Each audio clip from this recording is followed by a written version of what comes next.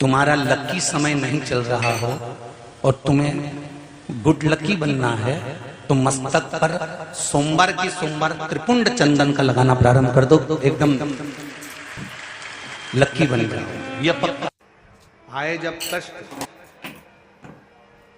बहुत कष्ट का जीवन चल रहा हो, बहुत कष्ट की जिंदगी चल रही हो, ध्यान लगाना। अगर कष्ट का जीवन चल रहा हो, तकलीफ की जिंदगी चल रही हो, 5-7 सोमवार, या तो 5 सोमवार या 7 सोमवार, हाथ में दुर्वा, मान लो ये तुमने दुर्वा ले ली, हाथ में दुर्वा, एक बेलपत्र, और उसी हाथ में अपने घर का भरा हुआ 1 लोटा जल। पहले रखना है दुर्वा, फिर रखना है बेलपत्र, उसके बाद में हाथ में 1 लोटा जल, और दोनों हाथों का स्पर्श करते हुए जो अपना पूजन का कक्ष होता है घर के अंदर का, उस पूजन कक्ष की साक्षी में खड़े होकर अपने कुल देवता, पितृ देवता और अन्य देवताओं का स्मरण करते हुए, बाबा बहुत दुखी हूँ, बहुत तकलीफ में हूँ, बहुत कष्ट में हूँ, मेरा परिवार आज तकलीफ में है, मेरा परिवार आज कष्ट में है, दुख में है, कष्ट में है। बाबा को अपने मन का भाव कहते हुए, हृदय से प्रार्थना करते हुए अपने घर के मंदिर से निकलकर फिर उस जल को लेकर शिवालय तक जाओ और दक्षिण की ओर खड़े होकर उत्तर की ओर मुख कर कर जल समर्पित करो। बेलपत्र और दुर्वा दोनों को अशोक सुंदरी वाली जगह पर चढ़ा दीजिए। अशोक सुंदरी की जगह तो सबको मालूम है ना। अशोक सुंदरी वाली जगह पर उस बेलपत्र और दुर्वा को समर्पित कर दो। चढ़ा हुआ थोड़ा सा जल लेकर आओ, घर के दरवाजे पर उसका छींटा दे दो, लेपन कर दो, और बाबा से 5 सोमवार नियम से आप दुर्वा, बेलपत्र और जल का प्रयोग अगर करोगे, 5 सोमवार पूर्ण होंगे। जो तुम्हारा दुख है वो समाप्त जरूर होगा। शिव करुणा जरूर, शिव कृपा। बस इसमें 3 चीजों का स्मरण रखिएगा। 3 चीजों शिव पुराण कर रही है, इसमें 3 चीजों का स्मरण करिए। पहले नंबर पर दुर्वा, दूसरे नंबर पर बेलपत्र, और तीसरे नंबर पर जब जल चढ़ाकर वापिस आओ तो अपने घर में प्रवेश के पहले देहली पर, चौखट पर, भगवान शंकर के अपने घर के द्वार पर शिव का नाम लेकर जल का सिंचन। 3 शिवजी की करुणा का गुणगान करने के लिए 3, जब आप तकलीफ में होते हो तो 3, शंकर को जल चढ़ाने वाला 1 लोटा जल चढ़ाने वाले के पास 3 को भगवान शिव अवश्य भेजते हैं। दुख को समाप्त करने से पहले 3 को मेरा शंकर आपके दरवाजे पर जरूर भेजता है। पहले नंबर पर हर महीने शिवरात्रि पड़ती है, हर महीने। ऐसा कोई महीना नहीं जाता जिसमें शिवरात्रि नहीं पड़ती, हर महीने पड़ती। आपके कुटुंबी के रूप, प्रत्येक महीने की शिवरात्रि को के रूप में, जो रात्रि के समय पर, आपके पास भेजकर रात्रि के समय पर 9 बजे के बाद, क्यों चिंता करती हो? या फिर प्रदोष काल में शाम का समय, सूर्यास्त का समय, बाबा ने ये बताया। ये 2 समय ऐसे हैं जिस समय पर शमी के पत्र पर बताएगी, हल्दी में इसको लगाकर जो भगवान शंकर के शिवलिंग पर समर्पित करता है, उसके घर में कभी संपदा की कमी नहीं पड़ती। मेरी जेठानी नहीं, ये कभी संपदा नहीं, ये मेरा रिश्तेदार नहीं, आज इसका चेहरा कुछ और बोल रहा होगा। एकादशी के दिन तब कोई तुम्हारे कहेगा, बन सके, धीरे से सामने नहीं आएगा तो एक बेलपत्र धारण कर उस बेलपत्र के मध्य भाग में बीच वाली पत्ती पर लाल चंदन, तू घबराना मती, और दोनों पत्तियों पर पीला चंदन, नीचे वाली दोनों पत्तियों पर पीला चंदन, स्वप्न में आकर कहेगा, बीच वाली पत्ती पर लाल चंदन और कह रहा है, दोनों पत्तियों पर पीला चंदन। ये कर लेना। और इसी बेलपत्र के साथ में पार्वती जो लाल चंदन वाला जो पत्ती है, उस पर एक श्वेत पुष्प सफेद फूल रख कर आप अपनी कामना कर कर जब आपको जल चढ़ाते चढ़ाते 3 महीना 4 महीना 5 महीना 6 महीना आपके हो जाए और बाबा देव अधिदेव महादेव को जल चढ़ाते चढ़ाते समय बीत जाए, तब बाबा से अपने दिल की बात कहने के लिए लाल चंदन, सफेद पुष्प, पीला चंदन दोनों पत्तियों पर अपने हाथ में लेकर कामना कर कर अशोक सुंदरी वाली जगह पर जब हम उसको समर्पित कर, अशोक सुंदरी वाली जगह पर शिव से दूर नहीं होता और भृंगी शिव जी की आज्ञा पाकर ये शिवलिंग शंकर के भक्त जलाधारी और उसके सामने का जो भाग है अपने उसके मध्य भाग में अशोक सुंदरी का स्थान दूसरे नंबर पर जाता है। उसका काम बस क्या? इसी स्थान पर बेलपत्र और श्वेत पुष्प तो कहा बीच वाली पत्ती पर लाल चंदन, आसपास की पत्तियों पर पीला चंदन और वो शिवलिंग के सम्मुख में जो अशोक सुंदरी का स्थान है वहां समझ आकर उस स्थान से बोलने ये प्रयास करता है। रोज नहीं करना, गलत ध्यान देना, कभी कभी तेरा मन से अंदर से बोलने का प्रयास करें। 4-6 महीने निकल जाए, 8 महीने निकल जाए, 3 महीने निकल जाए, 5 महीने निकल जाए, प्रयास करें उस स्थान आपको ले जाए। और ये हमने एक बार नहीं बताया, इसको पहले भी वर्णन कर प्रयास करेगा कि ये कर्म। एकादशी के दिन गंगा के जल में मात्र 7 बेलपत्री डालकर दूसरे नंबर पर जो नंदीश्वर भगवान शंकर जी के शिवलिंग के सामने नंदी होता है, उस नंदी के चरण पर गंगा का जल चढ़ाकर बेलपत्री शिव पर समर्पित कर देता है तो उसके घर में रुपया रुकना चालू हो जाता है। फिर वो गलत जगह पर नहीं, गलत स्थान पर वो धन जाएगा ही नहीं। मेरे शिव भेजते हैं। नंदी का बेटा अगर व्यसन में पड़ा हुआ है, मदिरा पान में पड़ा हुआ है, मांसाहार में, जुए आदि में जा रहा है, तुम्हें लग रहा है कि मेरा बेटा गलत मार्ग पर जा रहा है, मित्र दोस्ती गलत हो रही है, सही जगह पर पत्र के रूप में, किसी मैसेज के रूप में जब नंदी 30,000 रुपए महीना, 40,000 रुपए महीना कमा कर हमारे रास्ते को क्लीन करके हो रही है, 30-40,000 रुपए महीना आप कमा रहे हो, 50,000 रुपए महीना, 1 लाख 2 लाख 4 लाख रुपए आप कमा भी रहे हो, पर आया कहो और चला गया, जहां तार उसका क्या करोगे? कोई कई जगह कहे ना, अभी हमने कहा कि हमारे बच्चे कहे यहाँ पर सिग्नल मिल रहा उसका करना क्या है? कोई कहे वहां सिग्नल मिल रहा है। बहुत सुंदर संवाद है, अगर ध्यान दीजिएगा। जिसके घर में कमाने वाले 2-4 हैं, पैसा तो आ रहा है, लाना घर में टिक नहीं रहा, डॉक्टर में, शिव महापुलिस में, कथा में पहुंचकर, एक्सीडेंट आदि में, कहीं गलत जगह पर, व्यसन में अगर पैसा जा रहा है, जुए में, मांसाहार, मदिरा पान, या कहीं आया पैसा आने में कमी नहीं आ रहा है, पर टिक नहीं रहा, रुक नहीं रहा, कोई मांगने आ गया, दे दिया, फिर वहां से अपने पास नहीं आ रहा, अपन कह रहे भैया हमारा पैसा लौटा दो। नहीं, एक बार उस पवित्र प्रांगण में जहाँ बाबा की कथा हो रही हो, जहाँ बाबा कुबेर करना है, आनंदमय कथा कर तत्व ग्रहण करने को मिल जाए, वहीं कई लोग इसको धन के लिए भी करते हैं, संपदा के लिए, संपदा के लिए, अर्थात जिसका व्यापार नहीं चलता, जिसके घर में पैसा नहीं आता, या नौकरी नहीं लग रही, या सर्विस नहीं लग रही, आप अप्लाई कर रहे हो, जगह जगह जाकर इंटरव्यू भी दे रहे हो और पैसा नहीं आता, तो उसके लिए भी प्रयास किया जाता है। पर उसके लिए यहाँ पर जो 5 चीजें शंकर भगवान को चढ़ती है, जल, मतलब जैसे गंगा के जल में तुलसी के 11 पत्ते डाले जाते हैं। कितने पत्ते डालते हैं?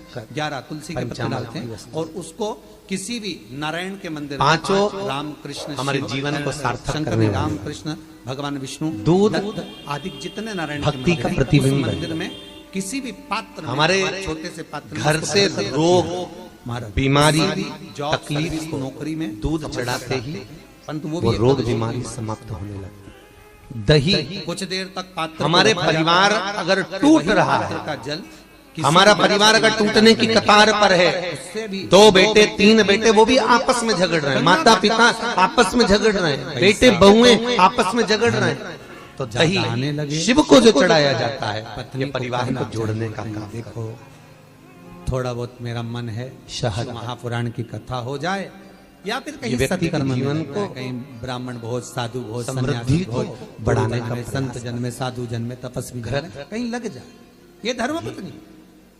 हमारे घर में किसी की चिड़चिड़ जहाँ धर्म जुड़ा हुआ समाप्त करने का कार्य कर, वो धर्म। शक्कर, मिष्ठान, ये कुछ तिथियां हमारे शंकर को इसलिए चढ़ाया जाता है गंगा का जल कि हे भोलेनाथ चढ़ा सकते हमारी जिंदगी में ना जाने कितनी रुकावटें आई। विष्णु पुराण करती है, गर्ग संहिता वो करती है, जीवन हमारा सार्थक होता चले। गीता पुरुष गोरखपुर का कल्याण का गंगा अंक कहता है कि कुछ पंचामृत और तिथियां चरणामृत दोनों को ऐसी लेने का वर्णित तरीका भी है, अलग तिथियों है। में आप भी लोग गंगा लेते का हैं जल मंदिर हम जाते शिव हैं, को अगर एक सत्यनारायण की बूंद कथा समर्पित करवाओ, कर रहे देवी हैं। जी के मंदिर में चौकी करवाओ, गंगा का जल कुछ मात्र भी एक पूजन आधी पाठ चम्मच होती है तो में चरणामृत और अगर हम पंचामृत शिव को दोनों समर्पित मिलते कर हैं। रहे हैं आप तो लोग उसका लेते होंगे। जैसे जब पंचमी पंचामृत दिया जाता है तो लेने वाले को भी सोचना चाहिए कि किस तरह से लेना है। जब पंचामृत दूध, दही, शहद, घी, शक्कर जो मिला हुआ रहता है उसको जब हम लेते हैं तो उसको लेने के बाद में अपने हाथ को हम हृदय से लगाते जल भी हैं। अगर इस चीज जल को के लेने के पात्र बाद में डालकर गंगा जी का जल थोड़ा सा भी शिव पंचामृत, के पास लेकर चरणामृत जाएंगे, नहीं। तो ये एक भाव अपने भीतर होना चाहिए। पंचामृत लेने के केवल बाद गंगा का जल हाथ को साधारण शिव हम मंदिर हृदय में से समर्पित लगाते नहीं कर रहे हैं। हो। और चरणामृत आप गंगा का जल भले अर्थात अपने घर से किसी लेकर मंदिर में जा रहे गए, हो, थोड़ा सा तुलसी जी भी पड़ी जल हुई है जल के अगर अंदर शिव और को वो समर्पित कर रहे हो, पंच पात्र में जल जो रखा हुआ है वो चरणामृत, उस चरणामृत को जब हम लेते हैं तो उस जल को लेने के बाद में हम अपने हाथ को हृदय से नहीं लगाकर अपने मस्तक से लगाते हैं। उसका कारण क्या है? उसका केवल एक कारण है कि पंचामृत लेने के बाद हमने जो हाथ को हृदय से लगाया उसका कारण केवल इतना सा है कि भगवान के स्नान की झांकी का दर्शन हमारे हृदय में बैठ जाए। और चरणामृत लेने के बाद जो हमने हाथ को सिर पर लगाया उसका कारण केवल इतना सा है कि भगवान के चरणारविंद का जल जब हमारे मस्तक पर चढ़ेगा तो हम जैसे पापियों का भी उद्धार अपने आप हो जाए। दोनों को लेने का स्मरण हो जाए या शिवलिंग का स्पर्श हो जाए या शंकर का अनुमोदन और कर प्रसाद। ओम नमः शिवाय बोलकर या राम कई लोग बोलकर, क्या करते हैं, कृष्ण प्रसाद बोलकर, लेने के शिव बाद हाथ से बोलकर, करते हैं। नहीं, आपके नहीं, भीतर जो रमा गलत हुआ है, आप राम को मानते हैं, आप राम को मत माने, बहुत हम मना ध्यान नहीं देना करेंगे। साहब, आप बहुत सी कृष्ण को चीजें माने हम तो अपनी कृष्ण को जिंदगी में माने, हम बहुत मना गलत नहीं करते हैं। करेंगे। आपका दिल और फिर जिससे भगवान है, से ये विचार करते हैं कि भगवान हमारा कल्याण क्यों नहीं कर रहा, क्योंकि हम गलत कर रहे हैं। और उस पवित्र भूमि में ना जाने हम कितने गलत साधु, धारण कर कितने रहे हैं। साधु, कितने तपस्वी, कितने संत, कितने वो एक व्रत महात्मा, होता है ना, माताएं कितने करती है, जोगी, संतोषी कितने माता का। सन्यासी, कितने ब्राह्मण उसमें क्या नहीं खाते हैं? जम के बोलो, खटाई नहीं खाते। अच्छा ईमानदारी से बोलो, तुम 16 सोमवार शुक्रवार करे तुमने संतोषी माता के, तुमने 10 शुक्रवार करे संतोषी माता के, और संतोषी माता ने तुम्हारी नहीं सुनी तो तुम जगत में कहोगी बताओ माता जी के हमने तो व्रत करे और माता जी ने हमारी नहीं सुनी। पर तुमने व्रत करे तो करे कैसे? तुमने धारण तो करा कि शुक्रवार को खट्टा नहीं खाना है, पर संतोषी माता के व्रतों को तुमने अच्छे से धारण नहीं करा। तुमने उसमें पढ़ा कि खट्टा मत खाओ, पर संतोषी माता के व्रत को अगर अच्छे से धारण करोगी, गणेश जी की बेटी है संतोषी, और संतोषी के व्रत को अगर तुम अच्छे से धारण करोगी तो सबसे पहला प्रसंग आता है कि खट्टा मत खाओ, और साथ में ये भी याद रखो कि खट्टा मत बोलो। का अनुभव करा दे। अब मालूम पड़े शुक्रवार का व्रत रख लिया, खट्टा नहीं खाऊंगी, खट्टा नहीं खाऊंगी, और सबसे झगड़ा करती फिर रही, जरा जरा सी बात में लड़ रही, जरा जरा सी बात में खट्टा बोल रही, तो व्रत लगेगा? अरे बोलो तो जी जियो, अरे बोलो अच्छे से, लगेगा? व्रत का फल मिलेगा? नहीं। और जगत में कह रहे मैंने तो व्रत भी करे पर फायदा नहीं हो रहा, मैंने तो व्रत भी करे कोई लाभ नहीं हो रहा, तो भगवान भी बोले लाभ कहां से होगा? खट्टा खाया नहीं पर खट्टा बोला तो, और वो गंगा भी बहती हुई, और खट्टा अगर बोल दिया तो लाभ क्या? गौमुख से लेकर चलते चलते चलते चलते वो गंगा भी कलकत्ता तक जब पहुंची है, गंगा सागर शंकर जी की बात लेके शंकर जी के मंदिर में गई, वहीं का लोटा, वहीं का पानी, वहीं का महादेव उठा उठा के चढ़ा रही है। गंगा महारानी के किनारे पर जितने भक्त, जितने साधु, जितने सन्यासी, वो कलश किसी दूसरे का, पानी किसी दूसरे ने भर के रखा बाल्टी में, और जो तो कहोगे महाराज जी वो चढ़ाने के लिए तो रखा था, तो था तो दूसरे का, मेहनत किसी दूसरे ने करी, बिजली चालू करके लाइट वाले के बिल बनाकर उसने पानी भरा, दूसरे का पानी, दूसरे का कलश, और तुम बड़े प्रेम से उठा के चढ़ा दोगी तो तुम्हें कोई फायदा मिलेगा? कई कई माताएं बड़ी चतुर होती है, कोई पीपल का पेड़ का पूजन हो, कोई आंवले का पूजन हो, कोई बड़गद का पूजन हो, किसी भी देवी देवता का पूजन करने थाली लगी लगाई मिल जाए, किसी की देवी किसी की लगी लगाई थाली पुराण में रोली कोकू हल्दी मोली सब लेख लिखे कि गंगा जी ने शंकर जी से वर मांगा था कि सब उठा मेरे जल में जब तक सब चढ़ाया, और बेचारी जिसकी थाली थी थोड़ी देर बाद वो आई तो आके देखा तो सब गायब हो, वो जीवात्मा सब वो पूज भी रही है, यहाँ सामान रखा था बताएंगे तो कि वो इकाई थी लीलाबाई, सब चढ़ा के चली गई, सब चढ़ा। लाभ किसको हुआ? बोलो जम के, पर जिसने चढ़ाया उसको कि जिसकी थी उसको। अच्छा जम के बोलो जरा, यहाँ तक आवाज आना चाहिए। ना करा पर जिसकी एक बात और गंगा जी कर रही उसको लाभ। शमी की मैं तार जो दूंगी, पत्ती मैं होती है पापी से पापी जीव का उद्धार कर दूंगी, मना नहीं है। वैसे भी तो भारत की भूमि तो पावन पावन नदियां की जो सारी की सारी जितनी भी हैं ये भारत की भूमि पर है। एक ये भारत माता पर पत्ती में जितनी पत्तियां लगी होती हैं सारे के सारे पावन एक इस भारत की भूमि पर के अंदर जरा ध्यान देंगे, जैसे इस पत्ती में ढेर सारी पत्तियां लगी हुई है, उस पत्ती में से भी एक पत्ती तोड़ोगे और एक तालाब पत्ती तोड़ने पर जितने भी हैं ये सब इस भारत की भूमि पर पत्तियां होती हैं। आज प्रयास करना, अगर कहीं आपको शमी की पत्ती मिले तो जैसे ये पत्ती, इस पत्ती को तोड़ा गया, इस पत्ती में से एक पत्ती निकाली गंगोत्री और एक पत्ती निकाल कर आप धीरे से रखना, और उसमें भी बारीक बारीक बारीक बारीक बारीक बारीक बहुत सारी पत्तियां नजर आती हैं। शिव महापुराण की कथा कहती है बद्रीनाथ जो सोमवार में अष्टमी हो, तीन तरह से प्रदोष का व्रत हो, या उसको 12 महीने की शिवरात्रि हो, पानी में डूब कर मरा हो, किसी भी दिन दूसरा प्रदोष काल के अंतर्गत से मरा भगवान को एक शमी का पत्ता कोई भूलवश भी समर्पित कर देता है, तो जितनी एक पत्ती में पत्तियां होती है और उस पत्ती के अंदर भी एक पत्ती को तोड़ने के बाद जितनी पत्तियां होती है उतने जन्म मृत्यु लोक में मनुष्य के नहीं होते। 84 लाख योनियों में से वो योनियां कट जाती हैं और देव योनि का व्यक्ति अगर एक बार शंकर की कथा भले यहाँ करना सुने, टीवी के सामने भी बैठकर सुन रहा, एकादशी के दिन एक शमी पत्ती शंकर भगवान को चावल का दाना चढ़ाना चाहिए कि नहीं चाहिए? किसी ने पूछा कि चावल का दाना जब जिंदगी बहुत संघर्ष में चल रही हो, बहुत दुख का जीवन चल रहा हो, बहुत कष्ट का जीवन चल रहा हो, बेलपत्री का तो महत्व आपको बार बार बताया कि बेलपत्री शिव जी को क्यों चढ़ाई जाती है, कहीं रोग के लिए, कहीं बीमारी के लिए, कहीं किस कार्य के लिए, कहीं कोई कार्य के लिए, कहीं कोई शमी। चावल का दाना अगर हम शंकर भगवान को चढ़ा रहे हैं तो क्यों चढ़ा रहे हैं? उसका कारण क्या है? चावल का दाना शिव को चढ़ाने का केवल एक कारण रहता है, दुर्वा के साथ चावल को अक्षत कहते हैं। एक अक्षत का मतलब होता है चावल का एक दाना, वो भी हल्दी में भिंगोया हुआ हो या अभी हमारे केसर में यहाँ भिंगोया तिथि आने वाली है अक्षय तृतीया,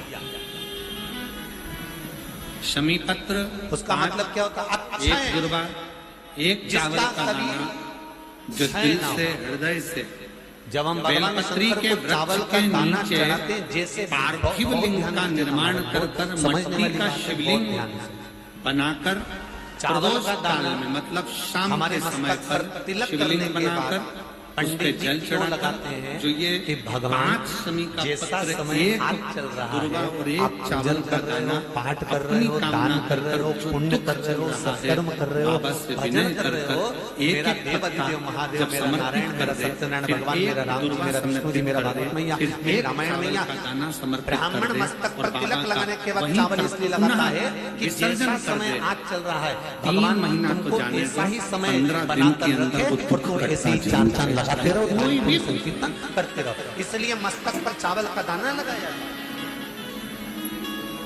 कोई भी दुख,